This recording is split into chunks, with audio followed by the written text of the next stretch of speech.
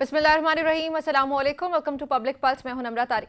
नाज़रीन, बतौर एंकर जब कभी मेरी ज़ाती तौर पर या मैंने बाकी भी एंकर्स को नोट किया, सहाफ़ियों को नोट किया, जब एक आम आदमी से, एक आम पाकिस्तानी से जब अगर उनकी बात होती है तो जो पहला सवाल वो पूछते हैं वो ये होता है कि इमरान खान की रिहाई कब होगी, इमरान खान का क्या होने जा रहा है, मुस्तकबिल में क्या होगा, इमरान खान बाहर कब आ रहे हैं। तो ये वो सवाल है जिसके जवाब में हम उनको कहते हैं कि यही सवाल हमारा भी है। हम भी यही सवाल पूछते चले आ रहे हैं काफ़ी टाइम से कि इमरान खान कब रिहा होकर बाहर आएंगे।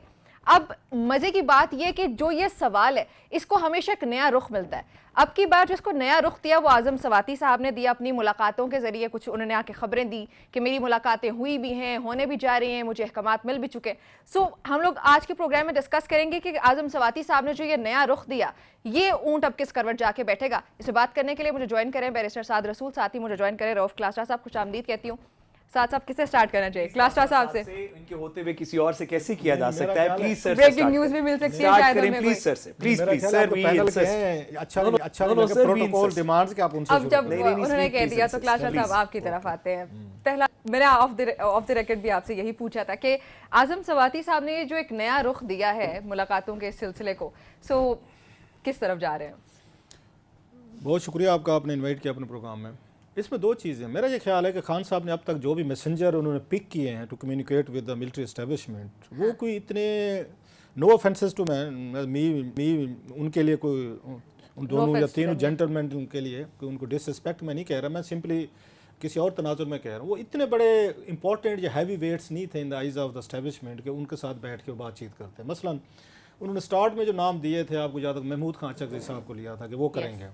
नो, खान साहब एक्सपेक्टिंग कि एस्टेब्लिशमेंट की तरफ से कोई कोर कमांडर, कोई वहाँ से जनरल को अपॉइंट किया जाएगा, क्योंकि मैंने एक कमांडर अपना मैंने फील्ड में लॉन्च कर दिया है, तो अब वहाँ से भी क्यों होगा। मतलब वो कहते हैं दीज वर द एक्सपेक्टेशन। अच्छा, महमूद खान चकजी साहब और हमारी एस्टेब्लिशमेंट का बड़ा पुराना एक रिलेशनशिप है। वी ऑल नो कि वहाँ पे दोनों के लिए अपने अपने reservation whatever they are. So उस वक्त लग गया था कि खान साहब शायद अभी ये मुज़ाकरात के लिए उस तरीके के सीरियस नहीं हैं एस्टेब्लिशमेंट के साथ, लिहाजा एस्टेब्लिशमेंट की तरफ से कोई जवाब उनको ऐसा नहीं दिया गया। अच्छा, फिर एक बड़ी सीरियस मूव की थी, that was very serious and again a very good move उन खान साहब की तरफ से। हमारे जैसे लोग जो टांट करते थे कि भाई साहब आप सिर्फ जनरल साहब से बात करना चाहते हैं, किसी और से बात नहीं करते, you are a politician, you should go to the parliament, talk to the people, उनसे बात करें, सियासतदानों से करें। तो खान साहब ने अपनी कमेटी बनाई जिसमें 3-4 लोग थे, और फिर उस कमेटी में हुकूमत ने भी उनको एंगेज किया। अच्छा, उसमें लग रहा था कि ठीक है हुकूमत के पास पावर्स नहीं है, फेयर इनफ। वो कहते हैं सम टाइम किसी का ब्लफ जो है ना कॉल करना पड़ता है। अब कॉल कर लेते हैं, मुझे पता होता है कि फलां बंदा मेरे साथ ब्लफ कर रहा है, मुझे बुला रहा है, काम इसे नहीं करना। ये दिन में हमें 100 मसले होते हैं, लेकिन उसको वो कहते हैं ना एक दफ़ा चोर को घर तक पहुँचा कर आना चाहिए था। आपके पास बेहतरीन मौका था उस वक्त जब आप मुज़ाकरात कर रहे थे, बातचीत हो रही थी, तो वो डेडलाइन दे दी कि जनाब की 31 या 30 जनवरी से पहले अगर आपने ये नहीं किया तो हम मुज़ाकरात नहीं करेंगे। अब ये जब आप मुज़ाकरात में होते हैं उस वक्त आप अपनी conditionalities whatever they are, आप वहाँ टेबल पे पुट करते हैं विद इन द 4 वॉल्स। आपने कहा पहले ये करेंगे तो हम मुज़ाकरात पे आएंगे, तो फिर मुज़ाकरात का क्या फ़ायदा होता है? You have to go and मतलब निगोशिएट, उनकी बात सुने, अपने सुने, कहीं ना कहीं पे रास्ता एक चीज़ आपने वहाँ पे, और उसके बाद मुज़ाकरात आपके सामने ख़त्म हो गए। उन्हीं दिनों में एक और काम हो रहा था जो नॉन सीरियसनेस हो रही थी। इधर से ख्वाजा आसिफ साहब, अताउल्लाह तारड़ साहब और कोई एक आध उन्होंने इमरान खान साहब पर तनकीद शुरू कर दी, उधर से इमरान खान साहब ने शुरू कर दी तनकीद, एस्टेब्लिशमेंट बड़े सख्त बयानात। सो वो भी एक एफर्ट जो थी वो खान साहब ने भी उसमें हिस्सा डाला, इधर से ख्वाजा आसिफ साहब ने डाला, वो चीज़ ख़त्म हुई। अब जो लास्टली और भी दरमियान है 2-4 दफ़ा उन्होंने कहा ये कोई बात करना चाहता है कर लो। अब उन्होंने इनको आज़म सवाती साहब को लेकर आए हैं। अब आज़म सवाती साहब के जहन में इसलिए भी होगा कि 2-4 दफ़ा सुबह सवेरे 6-7 बजे शायद उन्होंने दरवाजे खोल दिए थे, और इन्होंने जाके जब वो मेरा ख्याल है जहाँ जलसे जुलूस और धरने चले के लिए, तो अच्छा वो एक दिन वो तो आपको याद होगा वो रो रहे थे बैठे, उन्होंने कहा 4 महीने में जेल में रहा हूँ, मुझे किसी ने पूछा भी नहीं है। अब अगर वो एस्टेब्लिशमेंट के इतने बड़े करीब थे और बहुत बड़े उनके मतलब एक हैवी वेट थे और एस्टेब्लिशमेंट सुनती थी, तो 4 महीने जेल में उनका किसी को पता ही नहीं था। उन्होंने कहा मुझे भूल गए, मुझे तो मिलने कोई नहीं आया। तो अगर वो ये उनकी हालत थी, ये अगर उन्हें ये पता चले, एस्टेब्लिशमेंट ने सुना होगा कि आज़म सवाती साहब तो वो बंदे हैं जिनके अपनी पार्टी का एक छोटा सा पार्टी वर्कर भी मिलने नहीं जाता, वो खान साहब के ब्याह पे हमसे मुज़ाकरात करने वो आ रहा है, तो उसको कितना सीरियस लेंगे? आपका ख्याल है एस्टेब्लिशमेंट क्यों सीरियस लेगी? और इस वक्त एस्टेब्लिशमेंट की पोजीशन जो है, अच्छा वैसे आपको लगता है, आपकी राय के मुताबिक आज़म सवाती साहब जो है वो इमरान खान के अपॉइंट करदा शख्सियत है, वो इमरान खान को रिप्रेजेंट कर रहे हैं, इमरान खान का कॉन्फिडेंस उनको हासिल है। वो तो यही कह रहे हैं ना कि मुझे खान साहब ने कहा है, तो और खान साहब भी कह रहे हैं कि कोई बात करना चाहता है, वो भी तो यही बात क्या है, वो तो एक अलग बात है نہ کہتے تو ہم بھی ٹی وی پہ بیٹھ کے کچھ اور ہے آپ حقیقت کا میرا شاید کہنا کچھ اور اور ہے، نہ آپ کا میرا کہنا اور چیز ہے. وہ عمران خان صاحب سے ملے تھے، ان کی ملاقات ہوئی تھی، اس کی ملاقات کے بعد وہ بھی بابر امان صاحب نے کروائی تھی، جو میری اطلاع خان صاحب ان سے بھی نہیں مل رہے تھے، ان سے بابر امان صاحب نے کہا ان سے بھی مل لیں. اب جو ان سے اس وایا بھٹینڈا مل کے آیا ہے، وہ کہتے ہیں کہ میں خان صاحب کی اور اسٹیبلشمنٹ کی صلح کروا رہا ہوں. بھئی ہو سکتی ہے، ہم کیا کہہ سکتے ہیں. منظور نظر پھر کیوں کہا ان کو، منظور نظر کیوں کہا سلمان اکرم راجہ صاحب نے؟ چلے آپ کی طرف پھر وہ انہوں نے 5-6 کے بارے میں کہا. ہاں 5-6 کے بارے میں کہا. اچھا سعد صاحب آپ کی کیا رائے ہے کہ ایک دم سے اعظم سواتی صاحب ایک بھونچال مچا دیتے ہیں پورے میڈیا میں، تمام ٹی وی چینلز پروگرامز بیٹھ کے اس ٹائم اعظم سواتی کی ہی بات کر رہے ہیں، تو یہ 10 دن کے لیے آئے، 15 دن کے لیے آئے، اسی طرح سے شور مچے گا اور پھر اس کے بارے میں کچھ بھی نہیں ہوگا؟ دیکھیے میں رؤف لاسا صاحب کی بات سے ایگری کرتا ہوں کہ اگر کوئی سیریس بات ہو رہی ہوتی مذاکرات کی تو یہ لوگ جو کر رہے ہیں وہ نہیں کر رہے ہوتے. ان کے علاوہ شاید کچھ اور لوگ ہوتے، کچھ اور لوگ بھی نہیں، کچھ دیگر کانفیڈنس بلڈنگ میجرز نظر آتے. دیکھیے مذاکرات کرنے کے لیے آپ میسنجرز تب کریٹ کرتے ہیں جب ڈائریکٹ کانٹیکٹ نہیں ہو سکتا، تبھی آپ میسنجرز کریٹ کرتے ہیں. کہ نواز شریف صاحب لنڈن میں بیٹھے ہوئے تھے، کچھ قیاس آرائیاں ہوئیں کہ ایک لنڈن پلان کے لیے کچھ مذاکرات ہونے ہیں، کچھ ڈسکشنز ہونی ہیں. کیونکہ وہ ادھر بیٹھے ہوئے تھے، باقی پلیئرز ادھر بیٹھے ہوئے تھے، تو درمیان میں کوئی انٹرمیڈیری ڈالنا پڑا جس کے اوپر بہت سارے لوگوں کے نام لیے جاتے ہیں کہ یہ انٹرمیڈیری تھی، وہ انٹرمیڈیری تھے. یہاں پہ تو آپ کو عمران خان صاحب سے مذاکرات کرنے کے لیے کوئی اوورسیز پاکستانیز کو بلانے کی ضرورت نہیں. وہ مطلب پنڈی ڈسٹرکٹ کی حدود کے اندر موجود ہے عمران خان صاحب خود، اور ان سے کون کب کہاں پہ ملوا دیا جائے. کچھ چیزیں تو ہمیں پتہ چلتی ہیں صرف اس لیے کیونکہ وہ سیاسی پارٹیز کے لوگ ہیں جو مل رہے ہیں. اگر ان سے کوئی اور غیر سیاسی شخص کسی وقت ان کو ملنا ہو اور عمران خان صاحب نے کسی کے تھرو پیغام بھجوانا ہو یا کوئی بات کرنی ہو تو ان کو کسی انٹرمیڈیری کی ضرورت نہیں ہے. جو بھی وہاں پہ مانیٹرنگ کا میکنزم ہے، جو کہ سب ایگری کرتے ہیں کہ مانیٹرنگ کا میکنزم ہے، اس کیمرے کے اندر دیکھ کے کہیں میں نے بات کرنی ہے تو کوئی بات کر لے گا. تو میرا نہیں خیال کہ یہ ایک بڑی سیریس ایفرٹ ہے، یا اس ایفرٹ یہ والی جو ایفرٹ ہے اس کے اندر انحصار، اگر یہ سیریس ایفرٹ بھی ہے، سوری میں اپنے الفاظ کو تھوڑا ریفریز کروں، شاید ہو یہ سیریس ایفرٹ اور اس میں سے کچھ نکلے، لیکن میرا نہیں خیال کہ سیریس ایفرٹ کا انحصار اعظم سواتی صاحب کے اوپر.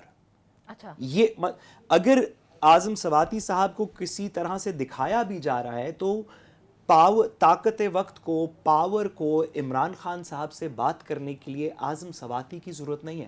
ہاں اوورسیز پاکستانی سے بات کرنے کے لیے کچھ انٹرمیڈیریز کی ضرورت ہو سکتی ہے، وہ لوگ وہاں پہ ہیں، کام کرنے کا طریقہ نہیں پتا ہمیں، تو کچھ انٹرمیڈیریز کو درمیان میں ڈالا جا سکتا ہے. لیکن ایک شخص آپ کے بالکل دسترس میں ہو تو آپ اس کے لیے کسی وسیلے کو کیوں ڈھونڈیں گے؟ آپ اس سے ڈائریکٹلی بات کر لیں گے اینڈ وائس ورسا. تو میں امید کرتا ہوں کہ پاکستان کے مسائل کسی بات چیت سے حل ہوں، کہ عمران خان صاحب کی رہائی اور سیاسی استحکام، معیشت میں استحکام، دیگر چیزوں کے اندر استحکام کسی بات چیت سے آئے، ہرزہ سرائی سے، کسی تشدد سے نہ آئے. لیکن وہ سیریس بات چیت بیرسٹر سیف اور بیرسٹر گوہر اور اعظم سواتی کے مرہون منت نہیں ہے. عمران خان صاحب بھی موجود ہیں، باقی لوگ جنہوں نے بات کرنی ہے وہ بھی موجود ہیں، ان کے پاس 10 طریقے ہیں بات کرنے کے. ٹھیک ہے. اچھا کلاسٹر صاحب، اعظم سواتی صاحب نے یہ بھی کہا کہ میں بدھ کے روز میری امپورٹنٹ میٹنگ ہونے جا رہی ہے. کس سے ہونے جا رہی ہے وہ میٹنگ؟ مجھے پتہ نہیں کیوں اعظم سواتی صاحب کے حوالے سے I am not taking it seriously. جیسے بڑی اچھی بات کی ہے انہوں نے، اور میں بہت کم سلجھے ہوئے لوگ آپ کو ملتے ہیں ٹی وی پہ جو اچھی گفتگو کرتے ہیں بغیر کسی سے الجھے.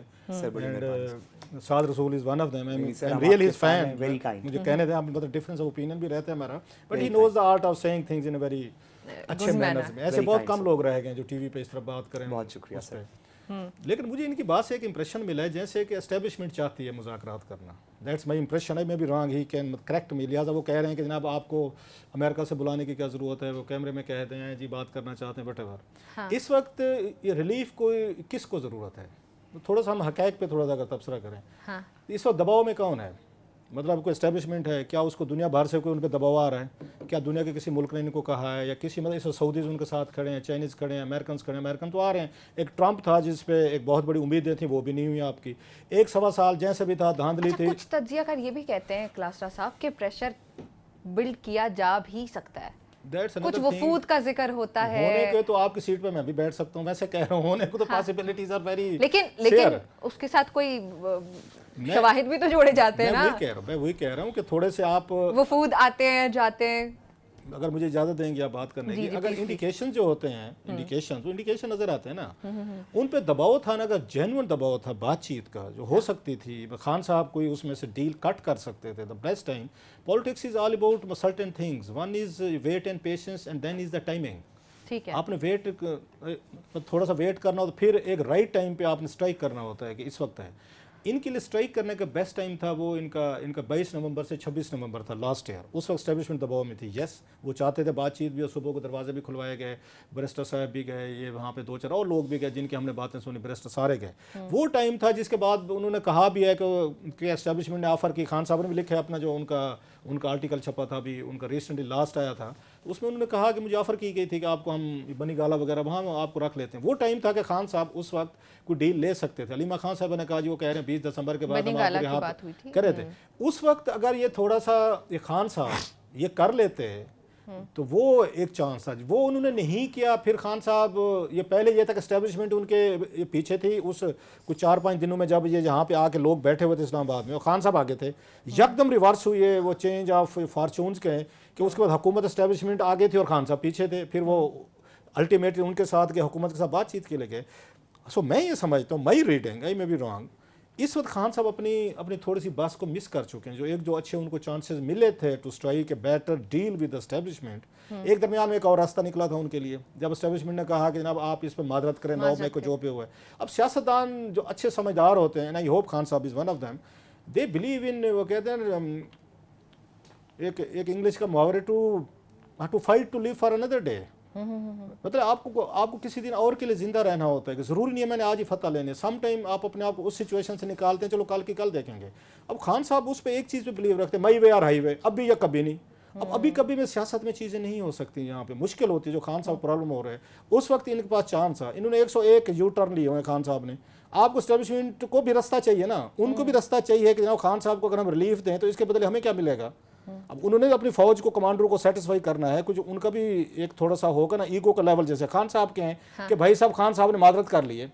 खान साहब के पास बड़ा बेस्ट उसका चांस है, बड़े पीटीए वाले दोस्त नाराज हो जाते हैं। ये माजरत वाला ऑप्शन अब नहीं रहा। आप आई डोंट नो कि इस पे अब कोई बातचीत हो सकती। आपने इतना कहना होता है कि जिस दिन 9 मई हुआ है मैं आपकी कस्टडी में था, मुझे तो रेंजर वाले ले गए थे, मुझे तो पता ही नहीं था कि what the hell is going on outside. अगर मेरे वर्कर्स ने किया, नहीं करना चाहिए था, गलत किया है, पाकिस्तान के इंस्टीट्यूशन थे, they did the wrong thing, and as the party chairperson या party chairman whatever, I am sorry कि नहीं होना चाहिए था। इसमें कितनी देर लगनी थी, चीज़ों को, बहुत सारी चीज़ें आपकी ठीक हो सकती है।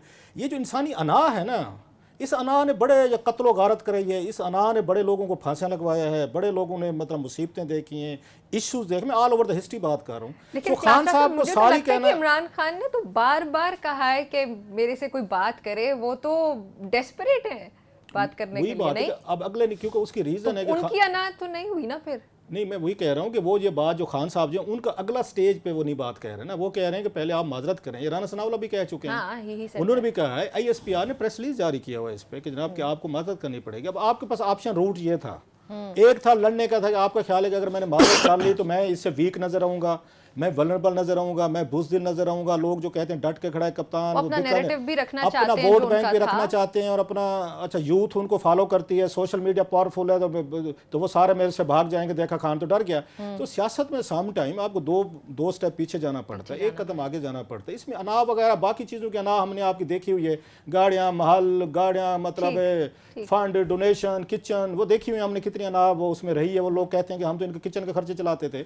सो आपका वर्कर ये दबाव में आया, आपकी पार्टी दबाव में, आप खुद दबाव में हैं, तो some time one has to live to fight for another day. Khan sahab ने आपसे डिसएग्री किया क्लास्टर साहब ने, कहते हुए कि एस्टेब्लिशमेंट को मुज़ाकरात की जरूरत नहीं है, इमरान खान को जरूरत है। मैं क्लास्टर साहब की बात से को क्लैरिफाई करते हुए कहूँ कि मैं ये नहीं कह रहा कि मेरे ख्याल में एस्टेब्लिशमेंट डील करना चाह रही है, ये मेरी कोई इन्फॉर्मेशन नहीं है, कोई ख़बर नहीं है। लेकिन अगर मैं एक बतौर इंडिपेंडेंट जमहूरियत के स्टूडेंट के तौर पे अगर इसको देखूं, तो पाकिस्तान ये तो नहीं हो सकता कि जो ताकत के अंदर मौजूद हो, ख्वाह हो हुकूमत हो, ख्वाह वो इस्टेब्लिशमेंट हो, लेकिन क्योंकि हुकूमत असल में ताकत में मौजूद नहीं है, हुकूमत तो has no real power to exercise, Pakistan की स्टेट अपनी पावर एक्सरसाइज कर रही है,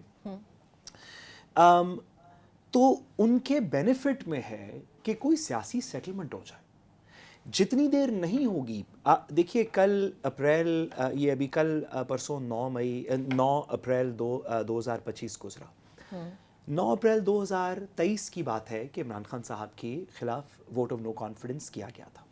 इस 24 महीने के अंदर ये बात दुरुस्त है कि कुछ लोग ताकत में रहे हैं, वो इक़्तिदार में रहे हैं, लेकिन ये नहीं कहा जा सकता कि उनके लिए कोई ये बड़ा आसान वक्त था, कोई गवर्नेंस उन्होंने आसानी से कर ली, कोई इज़्ज़त कमाई, कोई पावर एक्सपैंड की, कोई इकोनॉमिक बेनिफिट किया, कोई तारीख़ में नाम लिखवा लिया।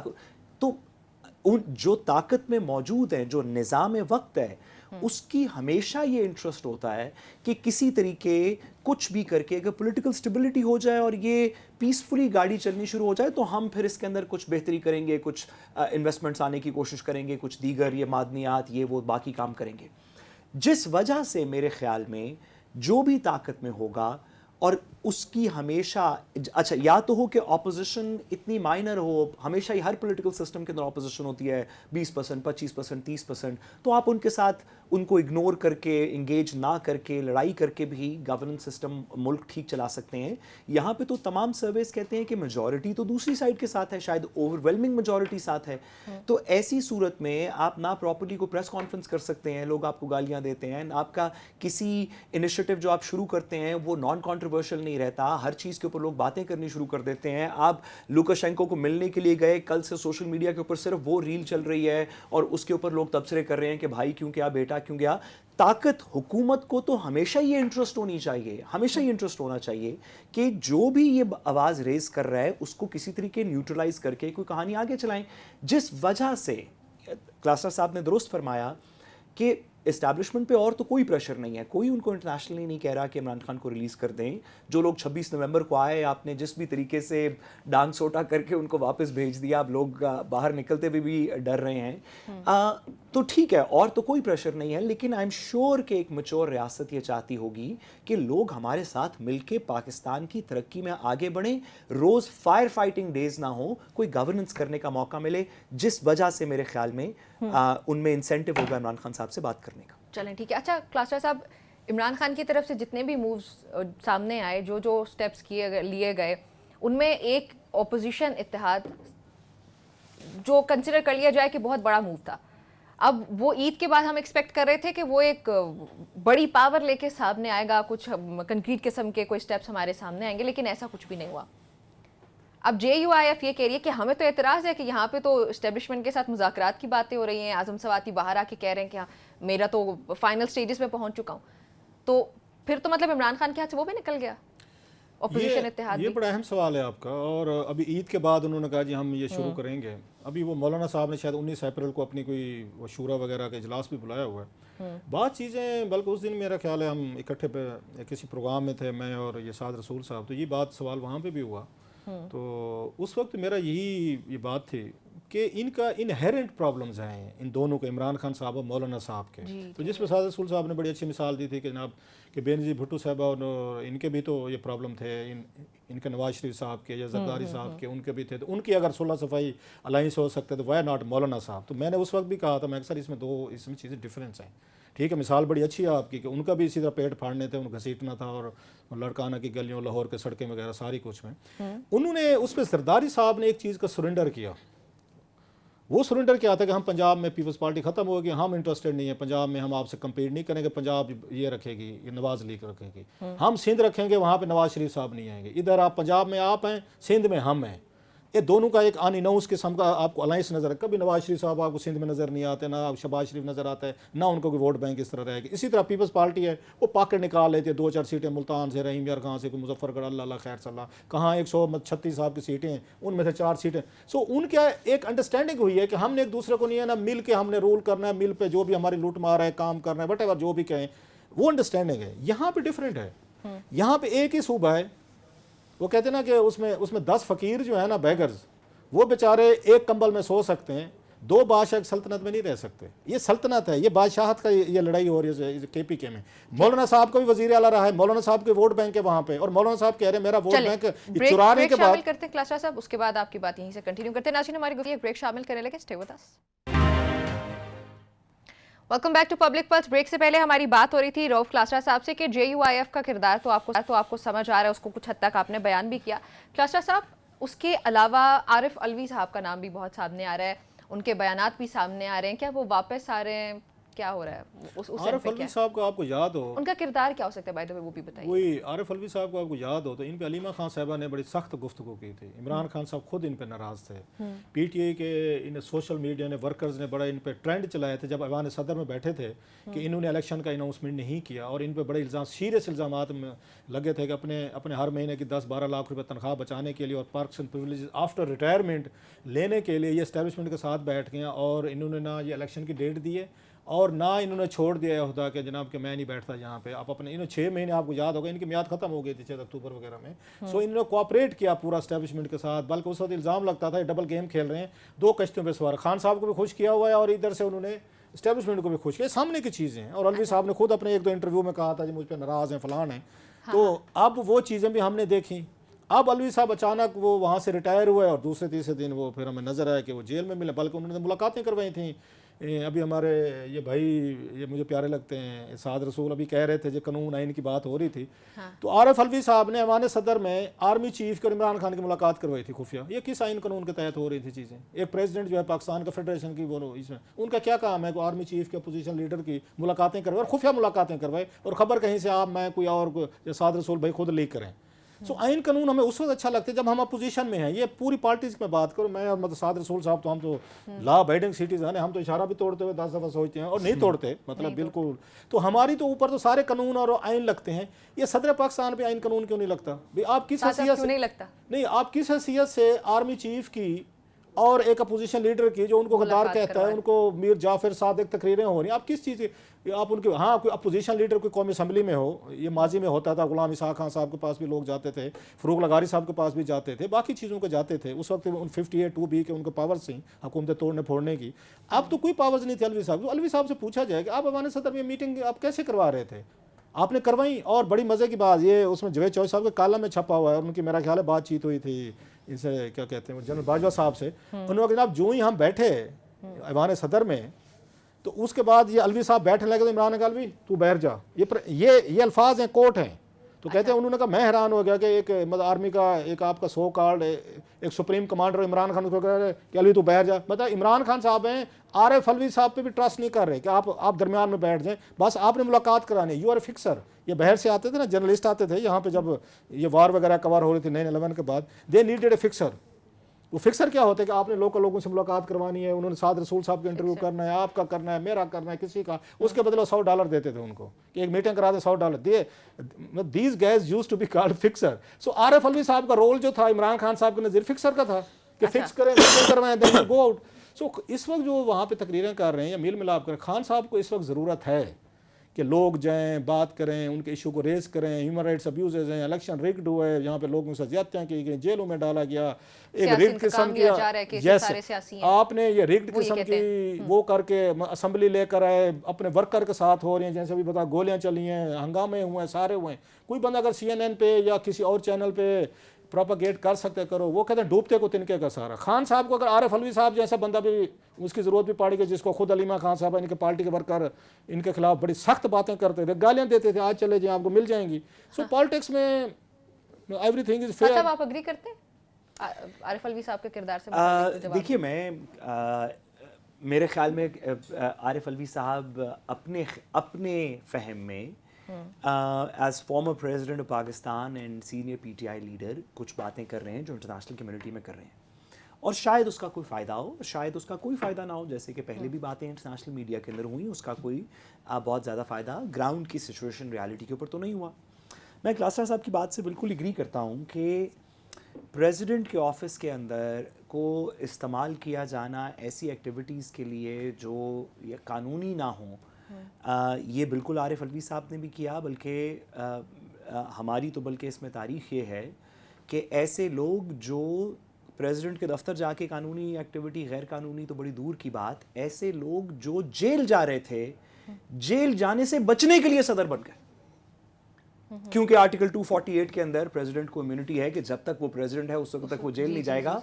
جن کا پریزیڈنٹ بن کے کوئی ڈائلاگ کروانا اور اس طرح کی لیگل ایکٹیویٹی کروانا، جو بالکل کلاسرا صاحب نے بالکل درست فرمایا کہ یہ بھی ان کے ایمبٹ کے باہر ہے، وہ ان کا کیا ایمبٹ ہے اس طرح کا کام کرنے کے. لیکن یہ تو پھر بھی ایک پولیٹیکل ڈائلاگ کسی کی بات ہے. ہمارے پاس تو ماشاءاللہ آج کل بھی، ماضی میں بھی ایسے صدور بھی رہے ہیں جو جیل جا رہے تھے، عدالتوں نے حکم صادر کر دیا، سپریم کورٹ نے آبزرو کر دیا، سندھ ہائی کورٹ سے ریویو پٹیشنز جو انٹرم آرڈرز کی ڈسمس ہو چکی، ٹرائل کورٹ نے فیصلہ سنانے کی تاریخ رکھ دی، اس فیصلے کو عمل میں نہ لانے کے لیے کچھ لوگ صدر بن گئے، اور 248 کی امیونٹی اگلے دن جا کے وکیلوں نے آرگیو کی، اور اس کے بعد سے آج تک ان مقدمات کی تاریخ نہیں لگی. میرے خیال میں صدر کے آفس کو بہت عجیب چیزوں کے لیے استعمال کیا گیا، اور عارف الوی صاحب نے بھی کیا. یہ جن کی بات کر رہے ہیں انہوں نے تو نام نہیں لیا، میں لے لیتا ہوں. یہ آصف علی زرداری صاحب کی بات کر رہے ہیں. جی زرداری صاحب وہ سروائیور ہیں، مطلب اس وقت بالکل ٹھیک کہہ رہے ہیں کہ زرداری صاحب پہ میں پوری ڈیٹیل بھی بتائیں کہ کیوں وہ لگ رہا تھا کیس، تاکہ لوگوں کو، نوجوان نسل کو پتہ چلے. ان پہ $60 ملین کی منی لانڈرنگ کے بڑے سیریس چارجز تھے، جس میں پاکستان حکومت جو ہے اس میں پارٹی بھی تھی کہ پاکستانی عوام کو پیسہ لوٹا ہوا ہے. تو جنیوا کے بینکوں میں رکھا ہوا تھا. لیٹر لکھ کے اس نواز شریف صاحب کے دور میں، یہ جو ابھی آپ کے وزیر خزانہ ہیں اورنگزیب صاحب، ان کے والد صاحب میرا خیال ہے اس وقت چودھری فاروق صاحب تھے، چودھری فاروق صاحب جو ہیں، انہوں نے لیٹر لکھا تھا نواز شریف صاحب کے دور میں، یہ کہہ کے وہاں پہ کیس وہاں پہ انہوں نے پکڑی تھی منی لانڈرنگ جو ہے. بینظیر بھٹو صاحب کا نیکلس وغیرہ یہ چیزیں بھی تھیں، کچھ جو شاپنگ کی تھی ان کا کریڈٹ کارڈ سے. تو انہوں نے جناب یہ دیکھیں، تو اس وقت نواز شریف صاحب نے لیٹر لکھوایا تھا کہ یہ پاکستانی عوام کا پیسہ ہے. پھر تقریریں بھی ہوتی تھیں جو پیٹ پھاڑ کے نکالنے تھے نا، شہباز شریف کہتے تھے پیٹ پھاڑ کے نکالوں گا. یہ $60 ملین کی بات ہو رہی تھی، اسی پیسے کی بات، اسی پیسے کی ہو رہی تھی. اور وہی پیسہ جو ہے پھر زرداری صاحب وہ ڈٹ گئے، وہ صدر بھی اسی لیے بنے تھے. بالکل ٹھیک کہہ رہے ہیں. اور بھی کیسز ایک پرائم منسٹر ڈسمس ہوا اس کے خاتمہ لکھنے پہ. اب جو اس میں جو مزے کی چیز ہے زرداری صاحب کی، 2011 ایک بک آئی ہے ایک ان کے سیکریٹری جنرل صاحب کی، انہوں نے اس میں انکشاف کیا ہے کہ زرداری صاحب 2011 میں کولیپس کر گئے تھے ایوان صدر میں. 2011 کی ذرا مزے کی بات آپ کو واقعہ سنا رہا ہوں جو میں نے پڑھا ہے. انہوں نے کولیپس کر گئے تھے، اور پھر اس کے بعد وہاں پر وہ جنک کیانی صاحب کو بلا لیا گیا، ملک ریاض صاحب بھی وہاں پہ موجود تھے، اور لوگ جب ان کو بلایا گیا تو وہ سیکریٹری جنرل سلمان فاروقی صاحب تھے، ان کو بھی بلایا گیا کہ تشریف لیں. کہے تو زرداری صاحب وہاں پہ مطلب کوئی اچھے حال میں نہیں تھے. وہ بڑے مطمئن تھے وہاں پہ. فوجی اسٹیبلشمنٹ اس وقت کی جنک کیانی صاحب کی، یہ سلمان فاروقی صاحب لکھ رہے ہیں اپنی کتاب میں. انہوں نے کہا جناب آپ کو کچھ کرنے کی ضرورت نہیں ہے، زرداری صاحب وانٹ سروائیو بیانڈ 2011.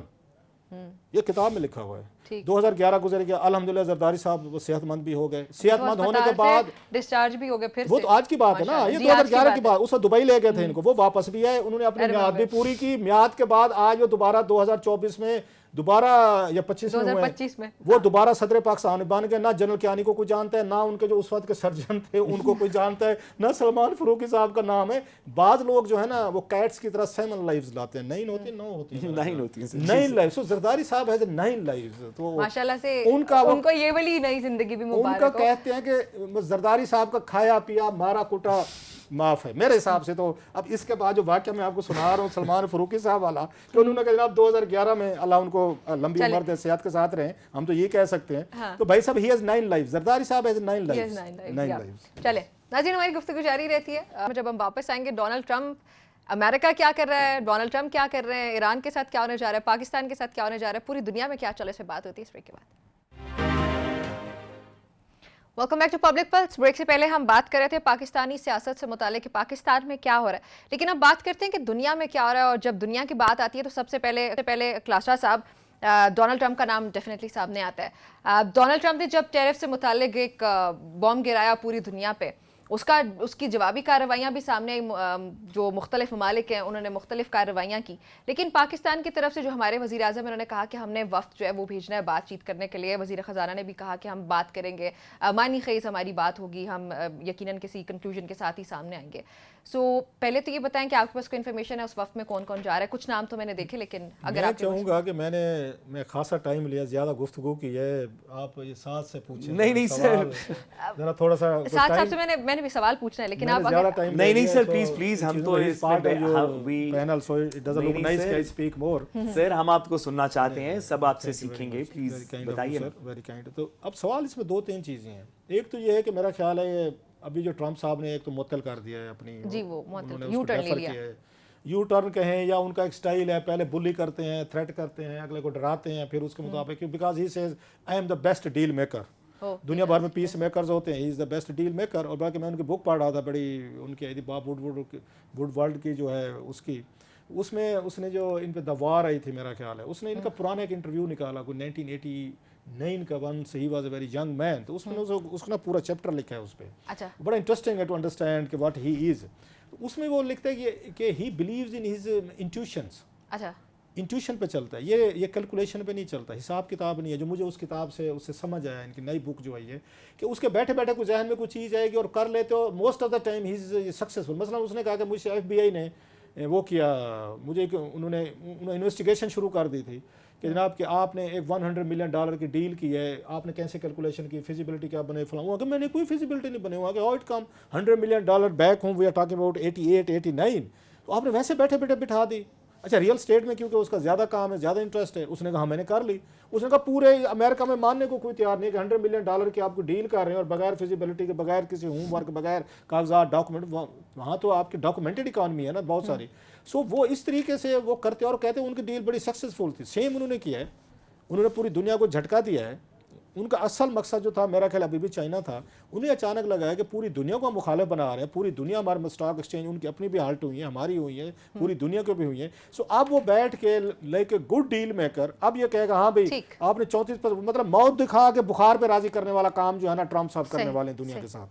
اچھا ساتھ صاحب جو ہمارا وفد جائے گا, چلیں اس پہ مینشن نہیں کیا کلاسٹرا صاحب نے, لیکن ڈونلڈ ٹرمپ نے خود پرسوں یہ کہا کہ بہت سے ممالک جب میں نے یہ اقدام لیا اس کے بعد منتیں کر رہے ہیں ہم سے بات کرنے کے لیے, وہ ان کو بلی کر رہے ہیں. کلاسٹرا صاحب نے یہ ورڈ یوز کیا, ڈونلڈ ٹرمپ بلی ضرور کرتے ہیں.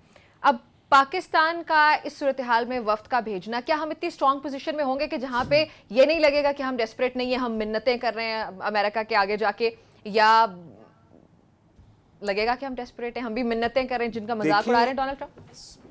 پتہ نہیں کہ ہماری اصل میں فائنینشیل پوزیشن کیا ہے, یہ تو گورنمنٹ بہتر بتا سکتی ہے. ہماری دور سے دیکھنے کی فہم میں 2-3 انڈیکیٹرز ہیں. ایک یہ کہ اپنے IMF کے پروگرام کو اور ٹیکس ریٹس کا مطلب کہ ہم کلیکشن کریں گے اور IMF کو پیسے واپس دیں گے, ان کو دیکھ کے لگتا ہے کہ ہماری فائنینشیل سچویشن ٹھیک نہیں ہے. مطلب آپ اگر ہماری فائنینشیل سچویشن کو ٹھیک ہوتی, ہم کسی سے کو بات کرنے کے لائق ہوتے, تو ہم اپنے لوگوں سے ٹیکس سے پیسے کم لے رہے ہوتے اور IMF سے کہہ رہے ہوتے کہ ہم اتنے ٹیکسز نہیں لگائیں گے.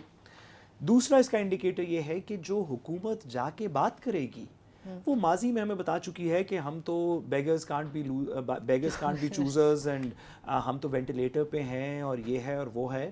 تو مجھے کوئی زیادہ امید نہیں اس حکومت کے تشکیل شدہ وفد سے کہ وہ جا کے کہے گا کہ ہم ایک خود مختار قوم ہیں اور ہمارے سے برابری کے اوپر بات کریں. اگر کریں تو میں بہت خوش ہوں گا, لیکن ان کی صورتحال سے کم از کم ایسے نہیں لگ رہا. اچھا, پاکستان کو اس اسٹریٹجک مومنٹ کو پہچاننے کی ضرورت ہے. ٹھیک.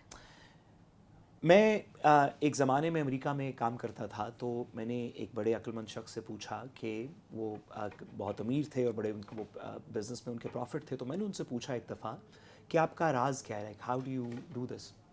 تو اس نے کہا کہ جو بھی مارکیٹ کو جو 6 مہینے بعد اس میں ہونے والا ہے وہ پریڈکٹ کر سکتا ہے, وہ سب سے زیادہ سکسیسفل ہوگا اس پیریڈ کے اندر. پاکستان کو اس لمحے یہ نہیں سوچنا صرف کہ آج کیا حالات ہیں, سوچنا یہ ہے کہ اگلے 5 سال کو اگر آپ پروجیکٹ کریں تو اس ٹریڈ وار میں جو پہلے صرف تھریٹن ہو رہی تھی اور اب شروع ہو گئی ہے, یعنی کہ بالکل کولڈ ایک سٹینڈ آف جو تھا, جو نیو کولڈ وار ہے, وہ ایفیکٹولی اب شروع ہو گئی ہے اس ٹیرف وار کے تھرو. کیا اگر یہ ایسکیلیٹ ہوئی, سب سے پہلا سوال ہمیں اسٹریٹجیکلی آپس میں دیکھنا یہ ہے, ایک یہ کہ کیا یہ بس ڈرانے دھمکانے والا ہے اور ختم ہو جائے گا, چلیں پھر اسی طرح چلتے رہیں گے جیسے ہم چل رہے ہیں, اور اگر یہ اس طرح ختم نہیں ہوا اور یہ واقعی کسی جس طرح دنیا پریڈکٹ کر رہی ہے کہ اس میں امریکہ اور چائنا کی سیریس کوئی لڑائی ہو جائے گی اور ہمیں کوئی سائیڈ چوز کرنی پڑے گی, تو ہم کیا کریں گے؟ کیا ہم واپس امریکن کیمپ میں جائیں گے اور چائنا کے ساتھ کی کتنی اس میں نیگوشیٹنگ پاور ہے؟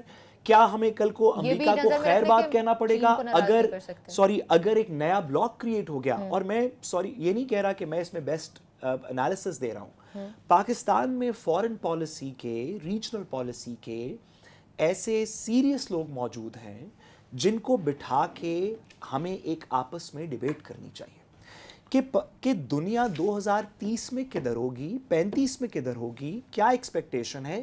اس کو دیکھ کے ہمیں اپنی امریکہ کی ریلیشنشپ کو ری الائن کیسے کرنا چاہیے, چین کی ریلیشنشپ کو ری الائن کیسے کرنا چاہیے, روس کی ریلیشنشپ کو ری الائن کیسے کرنا چاہیے, ہمیں اپنی ڈیفنس ڈیپینڈیبلٹی کے ساتھ کیا کرنا چاہیے, ہمیں اپنی اکنامک ڈیپینڈیبلٹی کے ساتھ کیا کرنا چاہیے. یہ ٹیرف وار اس ہفتے کی خبر نہیں ہے میری ناقص سی رائے میں. یہ ٹیرف وار اس چیز کا اعلان ہے کہ شاید دنیا ایک نئی کولڈ وار کے دہانے پہ کھڑی ہے, اور ممالک وہی اس میں ٹھیک رہیں گے جو ری ایکٹیو پالیسی نہ کریں, اسٹریٹجک لانگ ٹرم تھنکنگ کے ساتھ اپنے فیصلے کریں تو زیادہ بہتر ہوگا. خلاصہ صاحب آپ اس کا کنکلوژن اگر دے سکیں کہ ساتھ صاحب کی بات سے آپ کس حد تک متفق ہیں؟ میں معذرت کے ساتھ میرا تھوڑا سا ڈفرینٹ پوائنٹ آف ویو ہے. جی پلیز. یہ جو ہمارے یہاں خود مختاری کا نعرہ لگتا ہے, it's a very fancy slogan, اور بڑا لوگ جلدی اس کو اچھا بھی لگتا ہے کہ we are great nation, 30 seconds میں ہم غلام تھوڑے ہیں. مطلب آپ یوکرین سے بھی ہم بہت بڑی پاور تھے, ہم یورپین یونین سے بھی بہت بڑی چیز تھے, یو کے سے تھے, اور بہت سارے ممالک میں نام لے سکتا ہوں. آپ کو اگر ان یہ ٹیرف کی وجہ سے اگر ہمارا $1 بلین کی بھی ایکسپورٹ کم ہوگی, میرا خیال ہے ہماری امریکہ کو $7-8 ارب کی ایکسپورٹ ہے, آپ کا کتنا امپیکٹ اپنے ملک پہ دیکھیں گے. لوگوں کی بے روزگاری بڑھ سکتی ہے, آپ کا یہاں پہ آپ کا بیلنس آف پیمنٹ آپ کے خراب ہو سکتے ہیں, پھر آئی ایم ایف سے آپ لون مانگیں گے, پھر دنیا سے جائیں گے, پھر قرضے اٹھائیں گے 3-4% پہ. سو آپ اپنے جو پرسنل میری ایگو ہے نا, مجھے ملک اور اپنے ملک کے مزدوروں کی فیکٹریوں کی ایگو سے وہ بڑی نہیں ہونی چاہیے. بالکل ہمیں جانا چاہیے, ان کی منت ترلا کرنا چاہیے تاکہ ہمارا مزدور, ہماری فیکٹری, ہمارے ڈالر آتے رہیں اور ہمارے ملک کو جا کے قرضے نہ لینے پڑے. ایکسپورٹ کی بنیاد پر بہتر ہو سکتا ہے. بھی ہے کہ ہم اتنی کمزور پوزیشن میں کہ منت ترلے کرنے پڑتے ہیں. بھائی اسٹرانگ پوزیشن میں کب آئیں گے, کب ہمارا پاکستان بھائی اپنے آپ کو تھوڑی سی اوقات میں رکھ لینا. ہم کیوں اپنے آپ کو اتنا بڑا بنا لیتے ہیں کہ پوری دنیا ہم سے آگے برابری پہ میچ کرے؟ وہ چیزیں نہیں ہو سکتی. آپ کی ایکسپورٹ نہیں, آپ کے پاس دنیا کو بیچنے کے لیے کچھ نہیں ہے, برین نہیں ہے آپ کے پاس کہ آپ کے 30 بلین سے لے کے 60 بلین تک. بہت شکریہ آپ کو جا کے $1 ارب. اور بائی دا وے ہماری خوش قسمتی کہ آج کلاس ہم درخواست کرتے ہیں آن ایئر بھی کہ پلیز ہمیں مزید ٹائم بھی دیجیے گا آئندہ کے شوز. جی بہت شکریہ آنے کے لیے. ناظرین آج کے پروگرام سے آپ نے سنی, اجازت دیجیے, اللہ حافظ.